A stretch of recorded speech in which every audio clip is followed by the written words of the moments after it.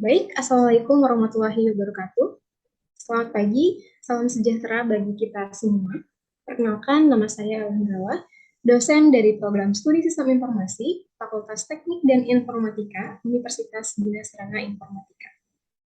Menyampaikan pernyataan diri dosen dalam Unjuk Kerja Tridharma Perguruan Tinggi atau PDUKTPT sebagai salah satu bagian dari persyaratan untuk mengikuti kegiatan sertifikasi dosen tahun 2022. Dalam video ini merupakan pernyataan diri saya dalam bidang pengajaran. Adapun video ini akan berisi tentang penjabaran salah satu mata kuliah yang saya ampu, yaitu mata kuliah pemrograman berbasis objek. Pada video ini, saya akan menjelaskan terkait teknik pengajaran saya dengan menggunakan metode DIA, atau yang merupakan singkatan dari Delivery, Interaction, dan juga Assessment.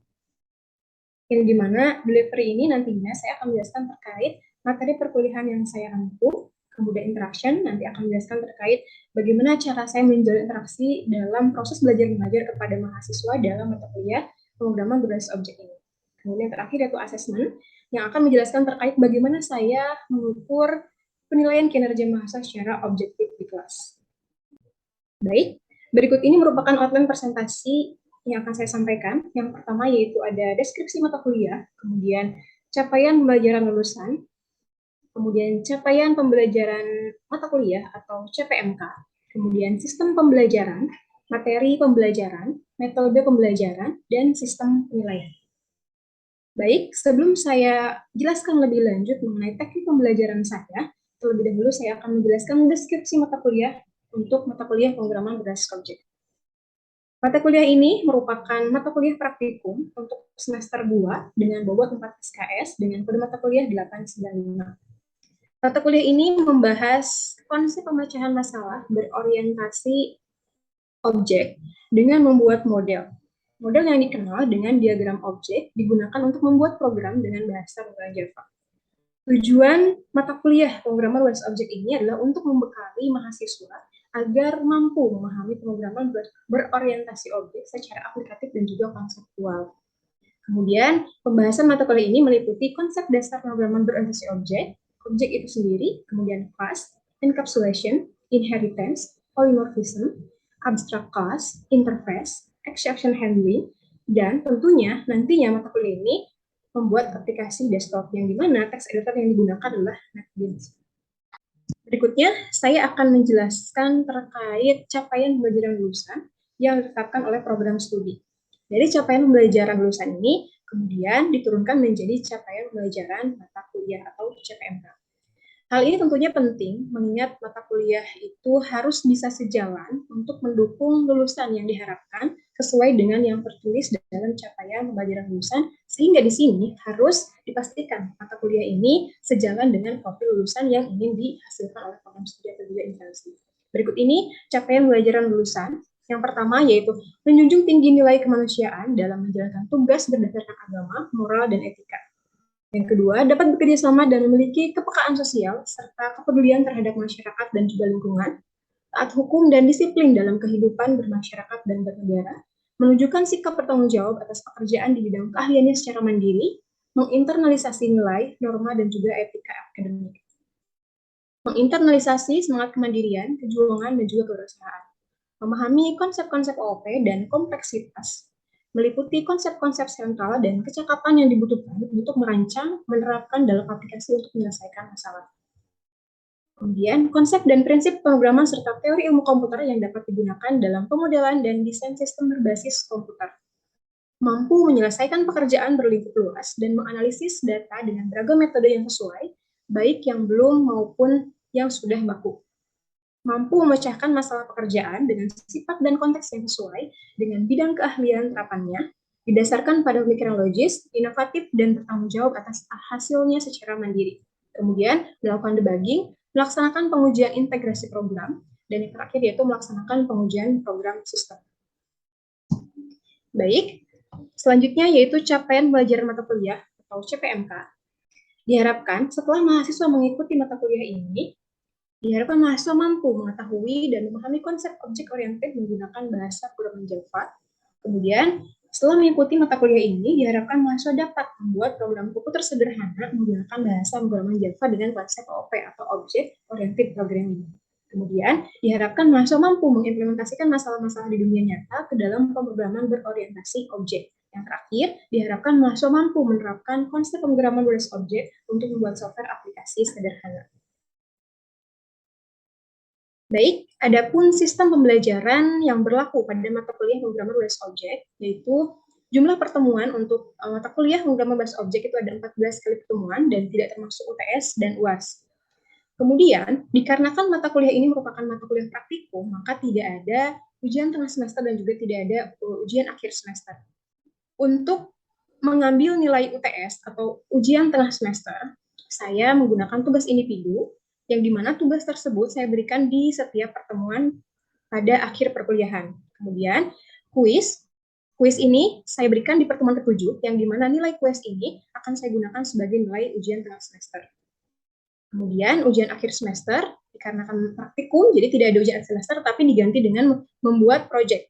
Jadi mahasiswa diminta untuk membuat sebuah proyek dengan ketentuan, mahasiswa membuat proyek berupa program bisnis menggunakan NetBeans atau text editor yang sebelumnya sudah diinstal di pertemuan pertama. Kemudian, proyek ini dikerjakan secara berkelompok. Proyek ini dapat dipresentasikan pada pertemuan 13 sampai ke 15. Namun, untuk urutan presentasinya, itu saya acak.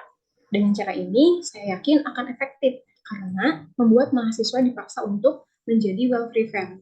Karena setiap kelompok punya probabilitas yang sama untuk maju setiap minggunya.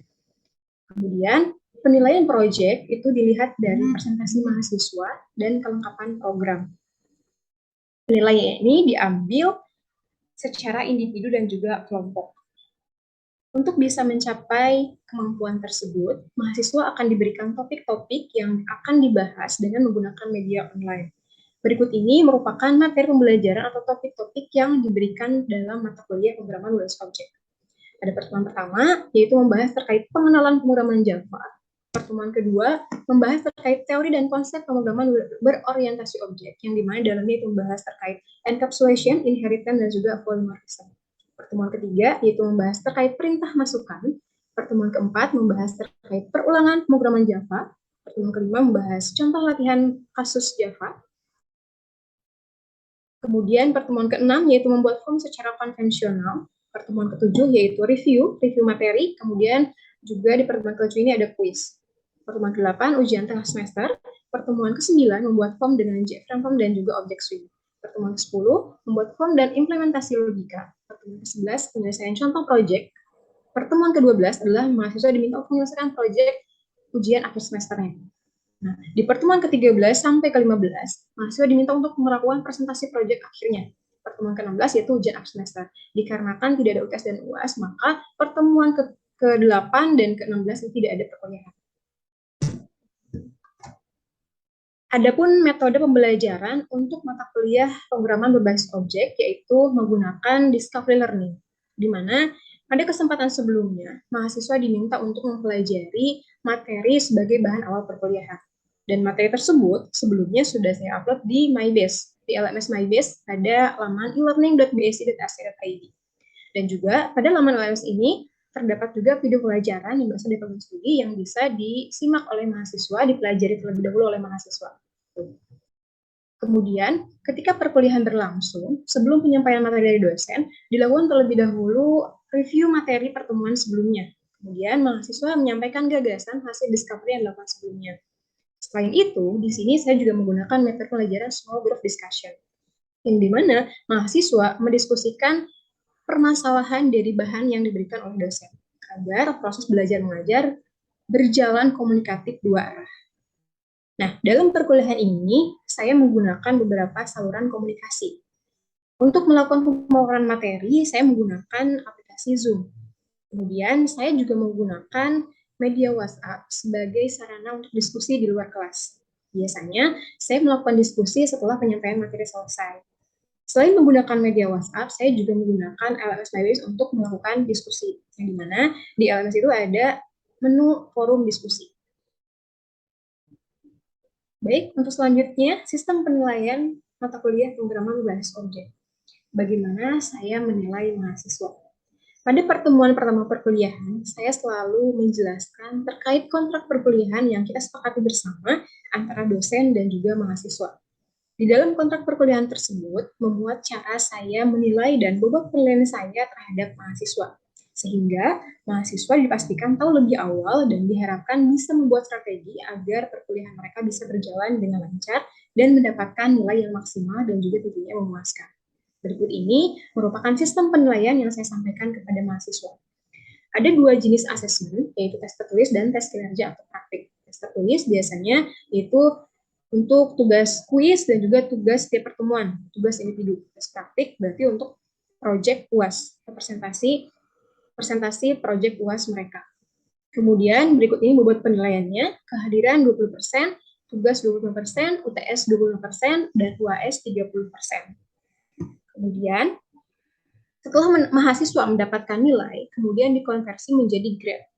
Untuk angka 80-100 itu grade-nya adalah A, 70-79 itu grade-nya B, 60-69 itu grade-nya C, dan 31-59 grade-nya D, kemudian 0-30 itu grade-nya E. Baik, untuk selanjutnya saya akan memberikan cuplikan pengajaran saya pada mata kuliah pemrograman berbasis objek secara online menggunakan aplikasi Zoom.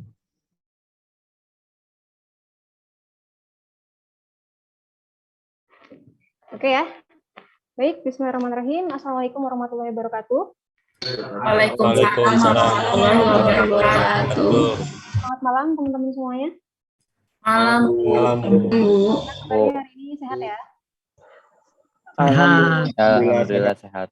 Sehat ya. Semangat belajar untuk hari ini. Baik, teman-teman, saya izin share screen. Oke, sudah terlihat share screen saya? Aman ya? Aman. Sudah Bu, aman Bu. Ya, sudah Bu.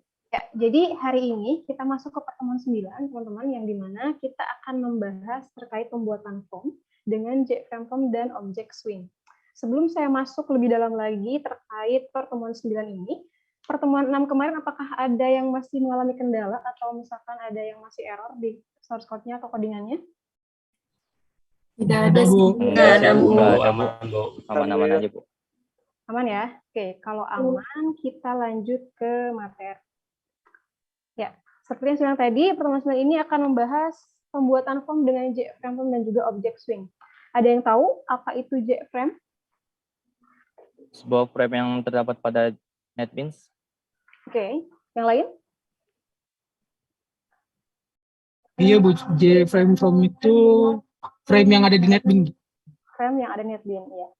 Betul ya jawabannya. Jadi untuk JFrame ini atau JFrame itu merupakan sebuah frame atau jendela utama yang dimana nanti kita akan gunakan untuk menampilkan komponen-komponen di dalam layar si NetBeans itu tadi gitu ya. Nah, JFrame juga teman-teman bisa digunakan untuk kita mendesain tampilan model yang dimana di dalamnya kita bisa menetapkan si komponen lainnya gitu. Kemudian ada yang tahu apa itu swing? Swing itu library yang digunakan untuk menggambar, Bu. Ya. Yang lain? Ada yang tahu yang lain? Tias mungkin? Kita tahu ya. Kalau misalkan teman-teman sudah membaca materi pertemuan 9 ini, harusnya sudah paham apa yang dimaksud dengan swing itu ya. Nah, jadi swing ini merupakan seperti kalian tadi bilang ya, betul ya. Jadi sebuah library yang nantinya akan kita gunakan untuk menggambar objek-objek yang sifatnya grafis gitu ya. Nah, swing itu sendiri merupakan pengembangan dari library yang sudah ada sebelumnya gitu ya, yaitu AWT atau Abstract Windowing Toolkit ya. Nah, paket swing sendiri sebetulnya bukan bawaan dari si Java, teman-teman. Ya, makanya kenapa pas ketika nanti pada saat penggunaan swing itu sendiri kita harus melakukan import paketnya terlebih dahulu gitu ya, dengan cara yaitu Java x.swing bintang. Maksudnya bintang di sini adalah all, jadi semua paket akan kita import ke situ gitu ya. Nah, di dalam pertemuan 6 kemarin, kita juga sudah membahas, kita sudah belajar terkait pembuatan form. Tetapi pembuatan formnya itu adalah secara full script atau full source code gitu ya. Nah, untuk pertemuan 9 ini, kita menggunakan metode drag dan drop gitu ya. Jadi maksudnya adalah kita melakukan drag dari si tampilan NetBeans. Jadi si formnya kita drag gitu ya, si apa namanya frame-frame-nya atau objek swing-nya kita drag. Nah, kalau misalkan di pertemuan ke-6 kemarin, kita kan kayak ukuran, itu juga kita harus ngetik sendiri gitu ya. Benar-benar harus full shortcode atau full script gitu ya. Nah, supaya lebih jelas, silakan teman-teman buka untuk program NetBeans-nya. Di sini juga saya coba share lagi ya. Nah, di sini kita akan membahas, kita akan belajar membuat apa namanya tampilan seperti ini ya. Di sini ada palette ya teman-teman. NetBeans memiliki text pane palette di mana di dalamnya terdapat objek-objek yang kita butuhkan untuk pembuatan form Java. Nah, di sini sudah dijelaskan bagaimana caranya menampilkan palette gitu ya. Bisa teman-teman, kita coba saya stop dulu ya. Di sini. Nah, di sini bisa dari Windows, kemudian pilih palette, atau juga teman-teman boleh di sini klik kanan, terus pilih yang JFrame From. Misalkan di sini kita latihan aja, gitu ya. Ya aja di sini. Nah, di sini sudah muncul ya palette-paletnya. Terlihat nggak teman-teman? Share saya. Aman ya? Aman, Bu. Ya, aman, Bu. Nah, di sini teman-teman bisa lihat ada swing container, juga ada swing control ya. Nah, ini biasanya yang sering kita gunakan. Nah, gitu ya. Kemudian berikutnya di sini, sebentar. Nah, tadi di sini kita akan membuat tampilan seperti ini. Silakan teman-teman dibuka untuk NetBeans-nya ya. Kita coba desain, teman-teman ikuti aja ya. Sini ada beberapa label yang akan kita gunakan. Di sini ya, ini ada 1, 2, 3. Nah, di sini kan ada nilai 1, nilai 2, dan hasil. Kemudian di sini ada bintang, bintang itu adalah kali ya, dan juga sama dengan, berarti ada 1, 2, 3, 4, ada 5 label yang akan kita gunakan gitu ya. Nah, ini silakan ke NetBeans-nya, kemudian ini tinggal di drag ya. Seperti yang saya bilang tadi, kita menggunakan metode drag dan drop gitu ya. Jadi ini kita drag, kemudian drop, kita mau simpan di mana tuh si label tersebut ya. Ini tadi ada 5 label ya, 5 label. Kita copy saja. Nah, kita masukkan ke sini. Kemudian berikutnya ada 1, 2, 3. Ada 3 text field ya. Oke, silakan teman-teman ada yang sudah buat? Sudah buat? Belum ya? Oke, nah untuk text field, sebentar. Bentar ya. Untuk text field di sini. Nah, ini untuk text field sama juga ya, tinggal di drag. Oke.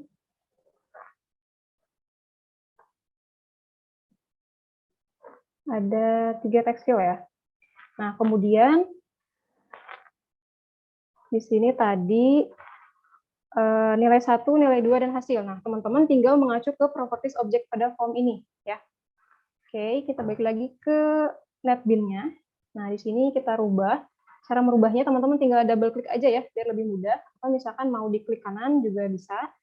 Diklik kanan terus edit text. Nah, ini kita rubah dengan nilai 1. Kemudian di sini kita rubah nilai 2. Berikutnya yaitu hasil ya. Ada yang sudah selesai sampai sini? Udah, Bu. Udah. Rizky, sudah? Daden sudah ya? Oke. Nah, berikutnya kita lihat lagi di sini. Ini berarti harusnya dihapus ya. Ini tadi kan bintang ya atau kali. Kemudian di sini sama dengan. Nah, ini juga teman-teman bisa sesuaikan ya tampilannya. Bisa disesuaikan mau sebesar apa gitu ya si formnya. Kemudian ini text field-nya kita hapus ya, edit text, kemudian hapus untuk teksnya. Kemudian ini juga sama.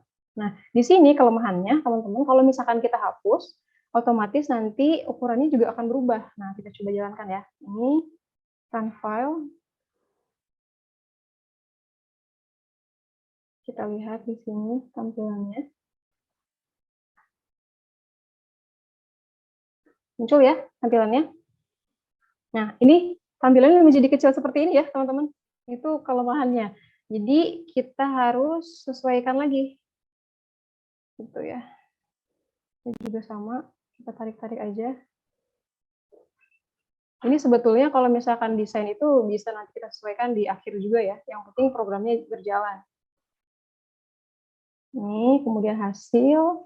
Nah, kita coba jalankan lagi ya.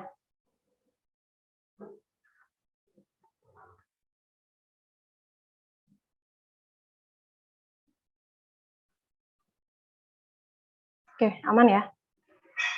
Kita lanjut lagi ke slide. Nah, di sini, oke, kita lihat lagi. Jadi di sini logikanya, saya rasa teman-teman juga sudah paham ya, ini kita mau ngapain gitu. Di sini ada nilai 1, nilai 2, kemudian hasil. Kemudian di sini ada tanda bintang, gitu ya, kemudian ada sama dengan. Jadi maksudnya kita akan melakukan perkalian dari nilai 1 dan nilai 2, kemudian nanti akan ada hasil perkalian dari si nilai 1 dan nilai tersebut, gitu ya. Nah, berarti otomatis ketika kita melakukan penginputan nilai 1, di dalam pas ketika kita menginputkan nilai kedua, terus kemudian kita enter. Nah, kemudian nanti setelah itu muncullah hasilnya, gitu ya. Logikanya seperti itu. Pasti teman-teman sudah paham ya, logikanya seperti apa, gitu. Nah, kita coba lihat lagi di sini. Oke, seperti saya bilang tadi, proses dari program ini adalah kita input nilai 1 dan nilai 2 lalu tekan enter, gitu ya. Nah, lalu bagaimana kalau misalkan kita mau klik enter, tekan enter gitu ya, programnya seperti apa gitu ya, apa yang harus kita lakukan gitu ya. Nah, di sini kita menggunakan event ya. Kita balik lagi ke programnya di sini. Nah, kita menggunakan prosedur yang ada ya, teman-teman. Sebetulnya di klik double klik juga bisa, cuman nanti munculnya seperti ini. Oke, ini kita rubah dulu ya. Variabelnya kita rubah dulu, kayak nilai 1. Kemudian yang ini kayak nilai 2.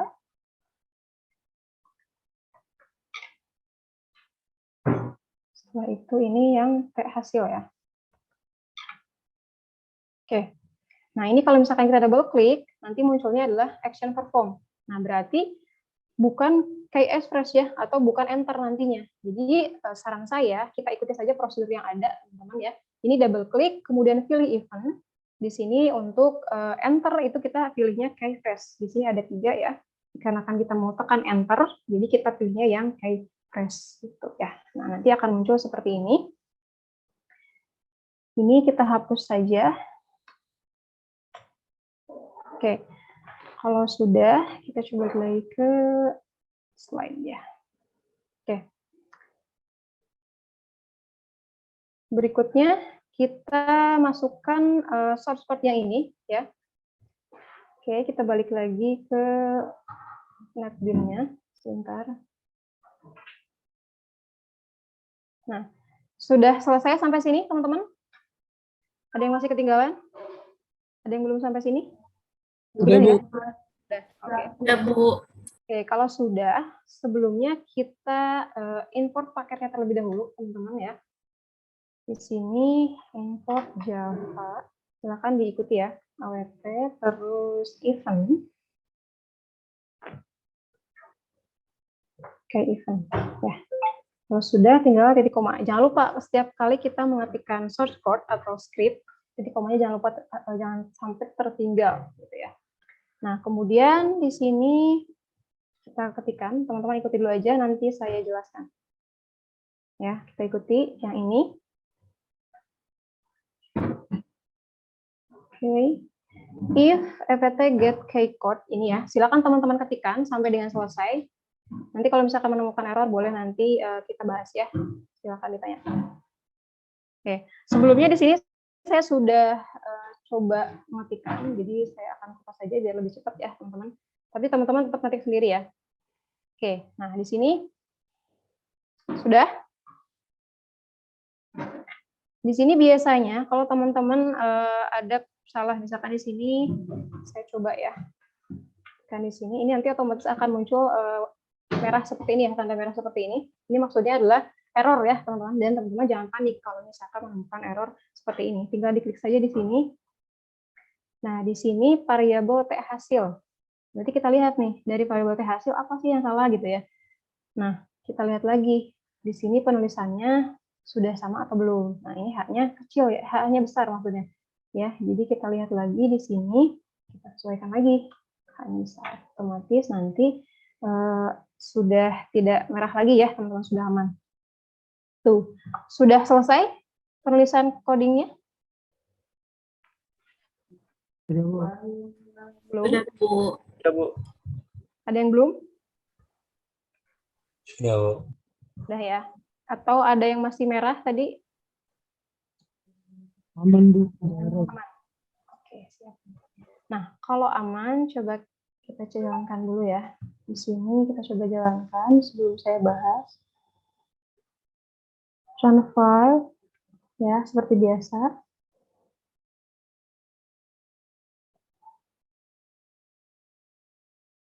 Kemudian di sini kita coba ya, misalkan di sini saya masukkan nilai pertamanya adalah 3, kemudian 4, tekan enter, nanti muncul hasilnya 12 ya.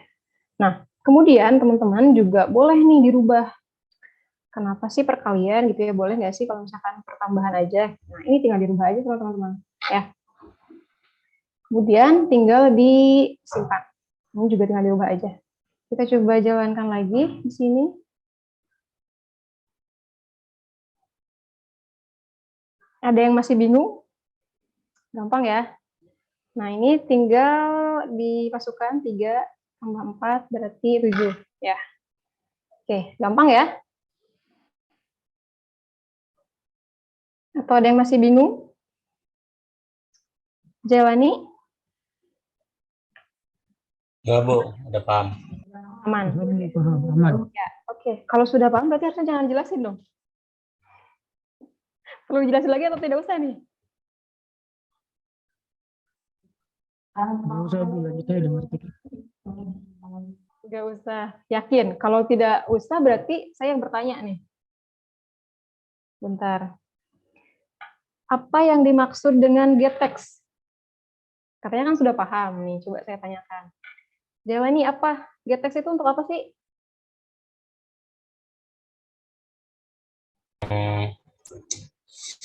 Get text. Apa? Katanya tadi sudah paham. Yang lain silakan. Jelasin lagi, Bu. Jelasin lagi. Oke, yang lain ada yang tahu mungkin Corleon get text itu apa? Get text, Masukkan nilai. masukkan nilai ya, benar, Bu. Iya. Get text, mendapatkan. Get text. Iya. Get text. Oke. Ya udah, kalau gitu saya jelaskan aja ya. Iya, Sebetulnya Bu. sudah betul. Corleon tadi sudah betul, cuma nanti takutnya teman-teman yang lainnya masih belum paham. Ya, jadi saya jelaskan dari sini deh. Oh, satu lagi. Coba apa yang maksud dengan get key code? Ini apa maksudnya, get key code? Hafiz?